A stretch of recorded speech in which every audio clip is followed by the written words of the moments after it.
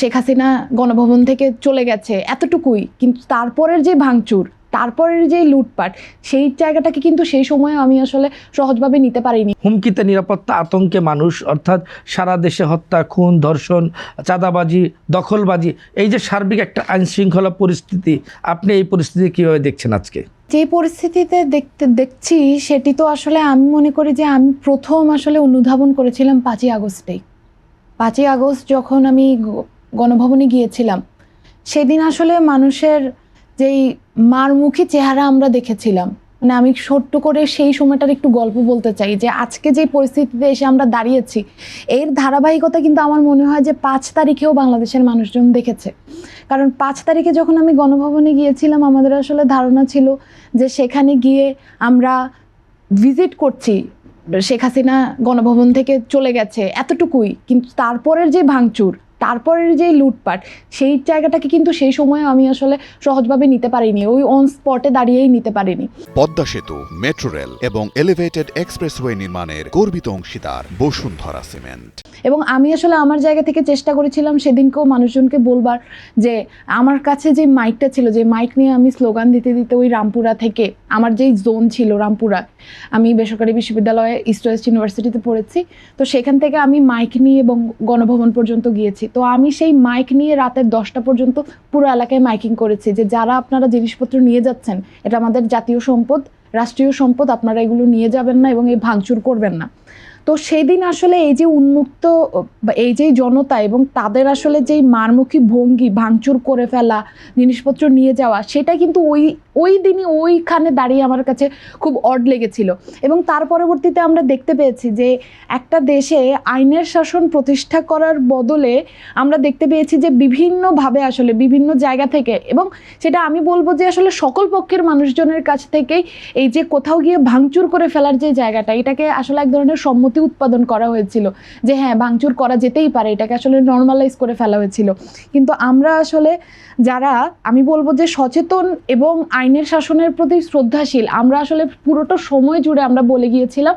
যে এই ধরনের ভাঙচুর এবং এই যে মব কেন্দ্র করে কোথাও গিয়ে আসলে আনলফুলি কোনো কিছু ভাঙচুর করে ফেলা, লুটপাট করা, অগ্নিসংযোগ করা, এগুলো কোনোটাই রাইট কাজ না। এগুলো কারা করছে আসলে? এবং আমি বলবো যে এই কারা করছে, এটার সাথে আসলে অনেকগুলো গোষ্ঠী জড়িত, এবং এর মধ্যে এই মুহূর্তে যেটা সব থেকে কনসার্নিং বিষয়, সেটা আমার কাছে মনে হয় যে সামনেই নির্বাচন,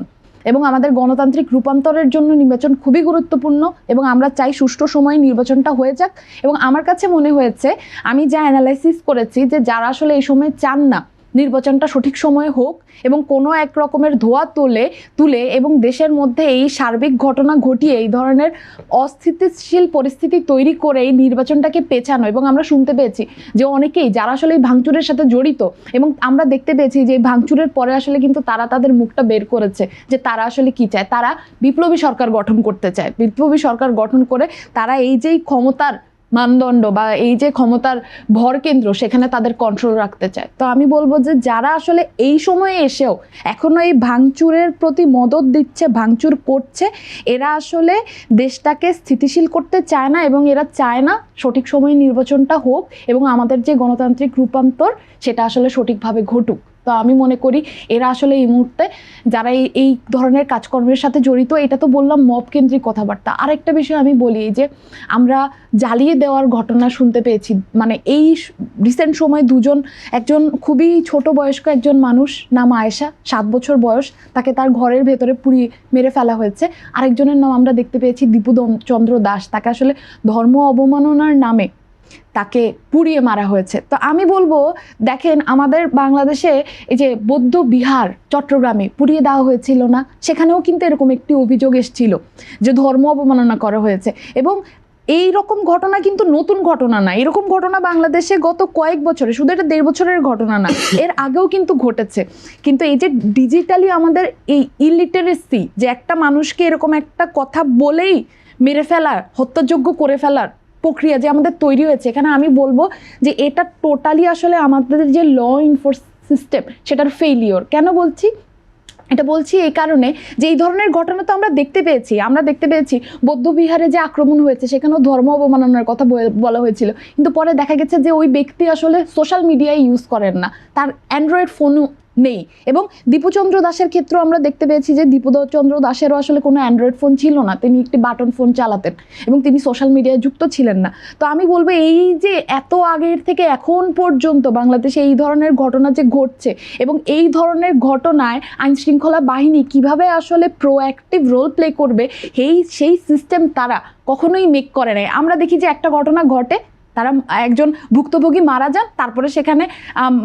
ল এনফোর্স সিস্টেম পৌঁছায় এবং আমরা আমাদের জায়গা থেকে, নাগরিকের জায়গা থেকে দাবি করি যে এটার বিচার হোক। কিন্তু এই যে মাঝখানের যে গ্যাপটা, যে একটা ঘটনা যখন 10 বছর আগে ঘটলো, তারপরে 5 বছর আগে ঘটলো, 3 বছর আগে ঘটলো, 2 বছর আগে ঘটলো, এখনও ঘটে যাচ্ছে এবং এটার যে হ্রাস টানা যাচ্ছে না, সেটার কারণ হচ্ছে গিয়ে তারা এই ধরনের ঘটনাগুলোকে ল এনফোর্স সিস্টেম তারা যথেষ্টভাবে বিশ্লেষণ করে তাদের রোল কি হবে সেটা তারা সেট করে না এবং এক একটা ঘটনা হয়ে যাওয়ার পরে আমরা তাদেরকে নির্বিকার ভূমিকায় দেখতে পাই।